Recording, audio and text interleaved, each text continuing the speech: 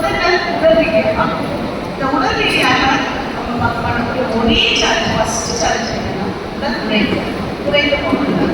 இப்போ நம்ம பார்க்கவே நம்ம குழந்தைங்க ஓடி விளையாடணும், வீட்டில் ஓடி வந்துடுறதோ இல்லை முத்தத்தில் விளையாடுற குழந்தைங்களை பார்க்கவே ரொம்ப குறைந்து போச்சு. ஏன் அவங்க எல்லாரும் டிஜிட்டல் செல்லில் விளையாட விருப்பப்படுறாங்க. செல்லில் அந்த ஷார்ட்ஸ் பார்க்கறதுக்கு, ரீல்ஸ் பார்க்கறதுக்கு, கார்ட்டூன் பார்க்கறதுக்கு, இல்லைன்னா செல்லில் வச்சு விளையாட கேம்ஸ் விளையாட ரொம்ப விருப்பப்படுறாங்க. நீங்கள் என்னைக்காவது பேரண்ட்ஸ் அதாவது பெற்றோர்கள் நீங்கள் என்னைக்காவது அவங்க செல்லில் பார்த்தீங்களா? என்ன பார்க்குறாங்க? அவங்களோட கார்ட்டூன்ஸ் வேறு எதுவும் வேண்டாம். அவங்க இன்அப்ரோப்ரியேட் கண்டென்ட்ஸ், அதர் கண்டென்ட்ஸ் அவங்க பார்க்குறாங்க. அது விட்டுறது அவங்களுக்குரிய அதாவது இந்த கிட்ஸுக்குன்னு சேனல்ஸில் வர கார்ட்டூன்ஸ் நீங்கள் எப்படியாவது கவனிச்சு பார்க்குறீங்களா? நீங்கள் நல்ல வித்தியாசம் உங்களுக்கு உணர முடியும். நீங்கள் நம்மளாவே சின்ன வயசில் கார்ட்டூன் பார்ப்பாங்க. இந்த டாம் அண்ட் ஜெர்ரி, டோனல்டு, சூப்பர்மேன், எல்லா கார்ட்டூன்ஸும் நம்ம பார்க்குறோம். அதுக்கும் இப்போ உள்ள கார்ட்டூன்ஸும் டிஃப்ரென்ஸ் வித்தியாசம் இல்லை. இன்னைக்கு உள்ள கார்ட்டூன்ஸ் எல்லாமே ஸ்லோவாக நம்ம ரசிக்கக்கூடிய தன்மை, இந்த ரசிக்கக்கூடிய பயம் கொடுத்து மெதுவாக டெபிட் பண்ண கார்ட்டூன்ஸ், கேரக்டர்ஸ் எல்லாத்தையும் நம்ம பார்க்கலாம். நான் இன்னைக்கு உள்ள கார்ட்டூன்ஸ் எப்படி இருக்கு? ரொம்ப ஃபாஸ்ட்டாக, ரொம்ப ஃபியூரியஸாக, ரொம்ப ஒரு வயலண்டாக, சிரிக்கிறதாகட்டும், விளையாடுறதாகட்டும், கத்துறதாகட்டும், ரொம்ப லவுடாக, ரொம்ப கலர்ஃபுல்லாக, ரொம்ப ஃபாஸ்ட்டாக சேஞ்ச் ஆகும். அந்த கார்ட்டூனோட நீங்கள் ஒரு 5 minutes நீங்கள் பார்த்தீங்கன்னாலே அந்த கார்ட்டூனோட கதையை புரிஞ்சிக்கவே நம்மளால கஷ்டப்படும். அந்த அளவுக்கு ஃபாஸ்ட்டாக அந்த கார்ட்டூன்ஸ் தான் இந்த குழந்தைங்க பார்க்குறாங்க. அதை அவங்களால புரிஞ்சிக்க முடியுது. அதுவும் அந்த கதையோட ஸ்டாண்ட், அந்த வந்து ஒரு கண்டென்டோட ஸ்டாண்ட் பார்த்தீங்கன்னா ரொம்ப சின்னதாக, ஒரு 5 நிமிஷத்துக்கு குறைவான கார்ட்டூன்ஸ், சின்னதாக மீன்ஸ் ஷார்ட்ஸ் எல்லாமே சின்னதாக இருக்குது. இது வந்து அவங்களோட மெட்டத்தில் என்ன இம்பாக்ட் வருது? இது அட்டென்ஷன் டெபிசிட் அப்படின்னு சொல்லக்கூடிய டிசார்டரை பண்ணுது. அதாவது அந்த குழந்தைங்களுக்கு ஒரு பர்டிகுலர் அவங்களோட அட்டென்ஷன் ஸ்பேன் குறையுது. ஒரு வேலையை அவங்களால ஒரு 10 minutes-ஓ செய்யறதோ அவங்களுக்கு ரொம்ப சிரமமாக மாறக்கூடிய ஒரு தன்மையை கொடுக்குது.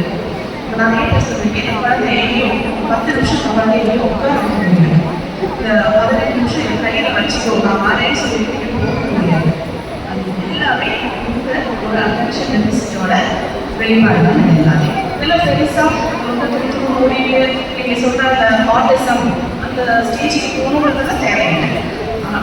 ஆனால் நமக்கு இருந்த அட்டென்ஷன் ஸ்பேன் பார்க்கலாம். இப்போ இருக்கிற குழந்தைங்களோட அட்டென்ஷன் ஸ்பேன், அதாவது அந்த ஃபோக்கஸ் வந்து ரொம்பவே குறைவாக இருக்கிறது. முக்கிய காரணம் இந்த டிஜிட்டல் கண்டென்ட் தான்.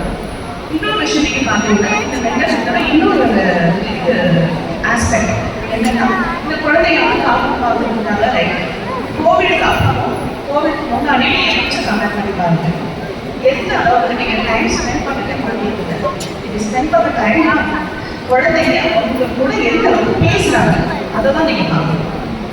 ரொம்பவே குறைந்து போச்சு குழந்தைங்க பேசுறது.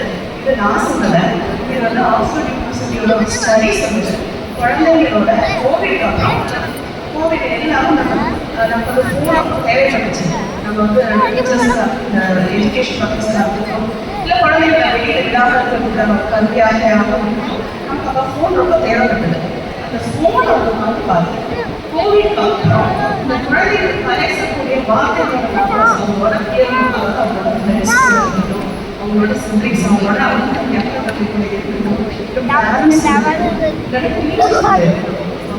போதையாக அவங்களோட எண்ணங்களை வெளிப்படுத்துறதுக்கு அவங்க ரொம்பவே கவர்றாங்க.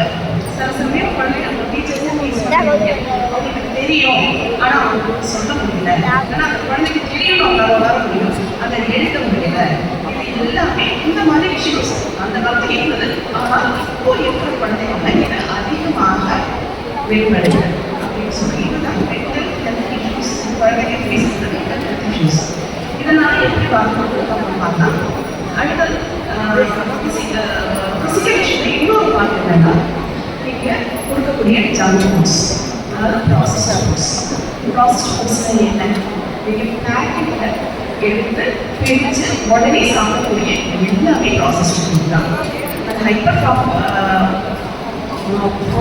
ப்ராசஸ்ட் ஃபுட்டுங்கிறது அதில் இந்த ஷெல்ஃப் லைஃப் போன 50 days, அதாவது 15 நாளைக்கு மேலே வச்சுக்கக்கூடிய ஹைப்பர் ப்ராசஸ்ட் தான். அதாவது அதில் இருக்கக்கூடிய ஒன்று இல்லைன்னா சுகர் கண்டென்ட் இல்லைன்னா சால்ட் கண்டென்ட் மிகவும் அதிகமாக இருக்கக்கூடிய ஃபுட் மட்டும் தான் 15 நாளைக்கு மேலே கொண்டு போகாமல் இருக்கும். இந்த ஃபுட்ஸ் கொடுக்கறதால அவங்களுக்கு டிசீஸ் கொடுப்போமோ அந்த தாண்டி தான் அதையும் பாதிக்கும். அதனாலே பாதிப்படையும். இந்த ஹைப்பர் ஆக்டிவிட்டி சொல்கிறோம் இல்லையா, இந்த ஹைப்பர் ஆக்டிவிட்டியை ப்ரமோட் பண்ணக்கூடிய ரெண்டே ஃபேக்டர்ஸ் வந்து ஃபுட்டிலோட ரெண்டே ஃபேக்டர்ஸ் வந்து ஹை சோடியம் கண்டென்ட், அதாவது ஹை சால்ட் கண்டென்ட்டும் ஹை சுகர் கண்டென்ட்டும் மட்டும்தான். இந்த வந்து ப்ராசஸ்ட் ஃபுட்ஸ் ப்ராசஸ்ட் ஃபுட்ஸ் முடிஞ்ச அளவுக்கு நம்ம அவாய்ட் பண்ணலாம். நம்மளோட physical aspect of health face பண்ணுறது. இந்த சோஷியல் ஹெல்த் எப்படி பாருங்க, இவங்க இதை நீங்கள் சோஷியல் ஹெல்த்தில் எக்ஸ்ட்ரா பண்ணலாம். அதாவது இதில் போய் இன்ஃபேக்ட் குழந்தைங்களை இன்ஃபேக்ட் பண்ணுறது குறையுது, பேரண்ட்ஸ் கூட இன்ஃபேக்ட் பண்ணுறது குறையுது, நெய்பர்ஸ் கூட இன்ஃபேக்ட் பண்ணுறது குறையுது. அதனால் இவங்களுக்கு போர்வையாக பேசுகிறதும் அவங்களோட ஃபீலிங்ஸ், அவங்களோட ஐடியாஸ் இதெல்லாம் வெளிப்படுத்துறது குறையுது. அதனால ஒரு சோஷியல் ரெஸ்பான்சிபிலிட்டி கொஞ்சம் கம்மியாகவே இருக்கக்கூடிய ஒரு ஜென்ரேஷனாக இருக்காங்க சொல்கிறேன். இவங்க இதுதான் எப்படி இவங்க ஃபேஸ் பண்ணுற இந்த காலத்தில் உள்ள ஹெல்த் சேலஞ்சஸ். இதை நம்ம எப்படி ஓவர் கம் பண்ணலாம்? நம்ம எல்லாருக்குமே தெரியும். இன்னொரு ஸ்டடி இதே மாதிரி அது வேர்ல்ட் ஹெல்த் ஆர்கனைசேஷன் ஃபண்ட் பண்ண ஸ்டடி தான். அதுவும் ஆக்ஸ்ஃபோர்ட் யூனிவர்சிட்டியில் படிக்கிற ஸ்டடியில் என்ன சொல்கிறாங்கன்னா, பை 2030 2030 அப்போ இப்போ பார்க்குற வேலைகள் அதில் 30% of jobs, 30% of the jobs ஆனால் தெரியும். இது எல்லாமே ஏஐ அப்படின்னு சொன்னால் ஆர்டிஃபிஷியல் இன்டெலிஜென்ஸ் இல்லைன்னா மெஷின்ஸ் வேலைகளை செய்ய ஆரம்பிக்கும். இந்த 30% வேலை மாற்றி இருக்கக்கூடிய வேலைகள் என்னவாக இருக்கும்? நமக்கே தெரியாத வேலைகள் பிற்காலத்தில் உருவாகும். அந்த வேலைகளுக்காக தான் நம்ம இதை பிள்ளைகளை ப்ரிப்பேர் பண்ணணும். அதுதான் நம்ம ஃபேஸ் பண்ணுற சேலஞ்ச். இவங்களை வளர்க்கும் போது நம்ம ஃபேஸ் பண்ணுற சேலஞ்ச் அதுதான். நம்மளோட கன்வென்ஷனல் ஜாப்ஸ்க்கு இதில் எதுவுமே ப்ரிப்பேர் பண்ண முடியாது. அப்போது நம்ம எப்படி நம்ம இது பண்ணணும்? என்னோட சின்ன ஒரு கருத்து பண்ணணும். என்னோட கருத்து என்ன அப்படின்னு நான் சொல்றேன்னா, ஃபோக்கஸ் இந்த பிள்ளைகளுக்கு எப்படி ஒரு எஜுகேஷன் இருக்குன்னா கண்டிப்பாக அவங்களுக்கு கொடுத்துருக்காங்க. நீங்கள் எந்த சந்தேகமும் இல்லை.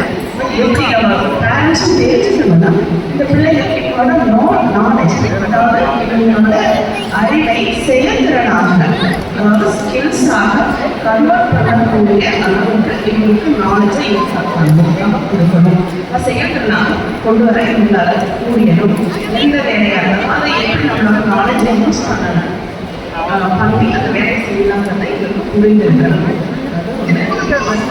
ஐடியாஸ், அவங்களோட ஒரு கிரியேட்டிவிட்டி, இதை எல்லாத்தையும் எக்ஸ்பிரஸ் பண்ணுறதுக்கு நல்ல கம்யூனிகேஷன் ஸ்கில்ஸ் இருக்கணும். இதெல்லாம் இருக்கக்கூடிய சோஷியலி ரெஸ்பான்சிபிள், அதாவது சமூக நலத்தில் அக்கறையுள்ள நல்ல குடிமக்களை உருவாக்கி எடுக்கும் அப்படின்னு சொல்லி